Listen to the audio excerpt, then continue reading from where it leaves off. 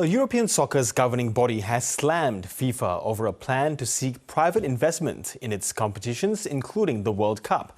The International Federation says it intends to invite third-party investment in a new venture that will expand development funding.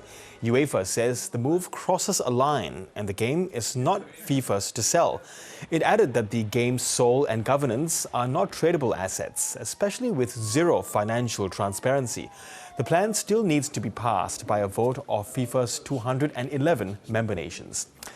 And let's get more on this with BBC sport journalist Emma Smith, who joins me now from the UK. Emma, good to have you back on the program. Now, so why is FIFA seeking, billions of dollars in private infrastructure funds? I mean, what is Gianni Infantino hoping to achieve with what is called the FIFA Forward Enterprise?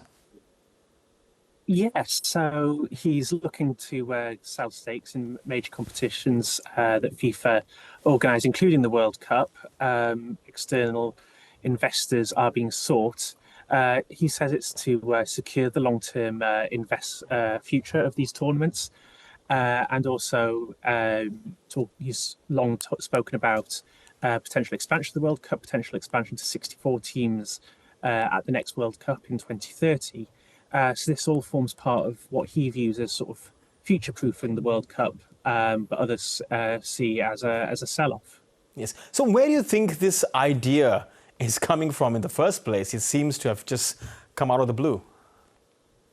Yeah, it certainly caught a lot of people off guard when the news broke yesterday. But it seems to have come from, as I say, Gianni Infantino's desire to seek investment and seek further private investment. He's clearly very keen on this endeavour. Reports today suggest that the individual football associations around the world are being given financial incentives to sign up early and potentially face financial penalties if they disagree. So it's something that he's very keen on pushing through.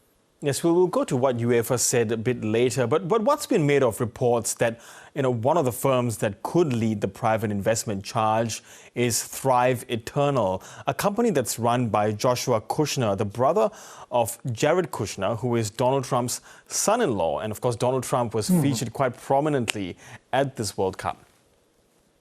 Yeah, certainly Gianni Infantino and Donald Trump have appeared together a large amount around the previous World Cup. Obviously, we had FIFA awarding Trump the inaugural FIFA Peace Prize, and Infantino and Trump were seen together at the White House, seen together obviously at the final, presenting the trophy to Spain, with Trump managing to stay on stage afterwards.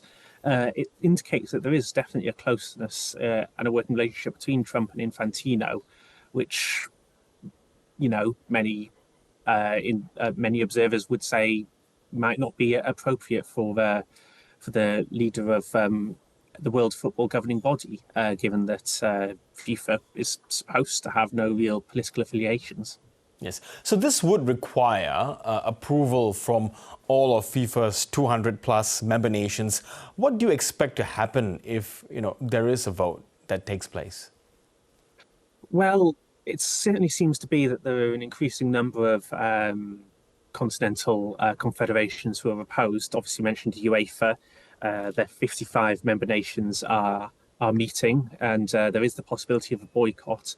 Other continental governing bodies have also spoken out against it, including the Asian Football Confederation, of which Australia is a member, saying that they opposed the plans, saying that they were unaware of the plans before they were announced, which seems to have been a real factor. The fact that this seems to have come from Infantino without much input from even his own executive board.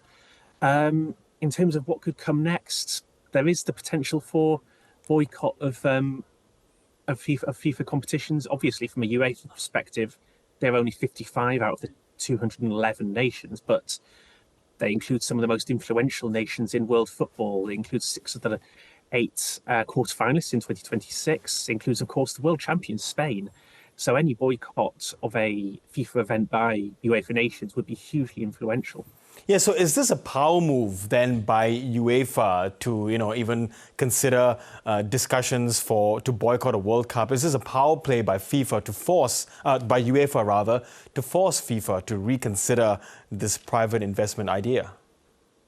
Well, it comes as part of a long-running animosity between FIFA and Infantino and UEFA and its president Alexander Seferin, who has been a long-standing critic of Infantino. He refused to attend the World Cup final earlier this month in protest at how Infantino is running FIFA.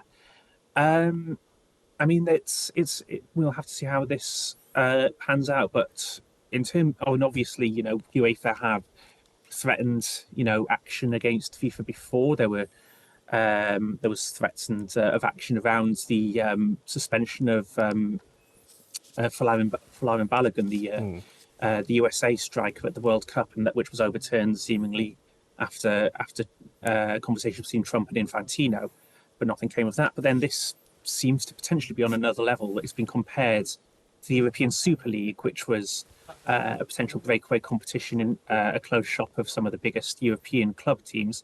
It was then scrapped within 48 hours after backlash. It seems unlikely that FIFA or Infantino will back down in the same way based on their previous actions before.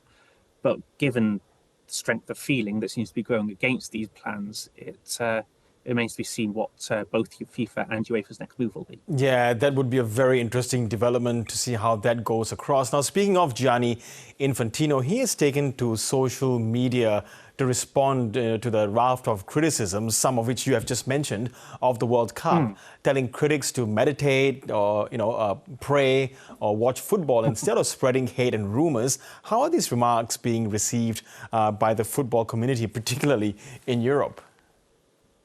Not well.